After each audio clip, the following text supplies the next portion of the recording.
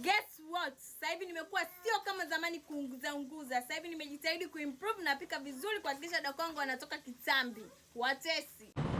Let's go sokoni. Nitatumia usafiri wa daladala japokuwa daladala sio level zangu. Basi kwa bajeti ya shilingi 2000 nikasema acha niende kwenye kile kisoko kidogo cha Manzese. Nikaungisha vile vibinti vya Manzese vinavyomtaka dako wangu bila kujua dako wangu sio level zenu. Basi nikapanda kwenye daladala, tayari nimeshafika nyumbani, nikatia visamaki vyangu hapo tayari kuvitoa.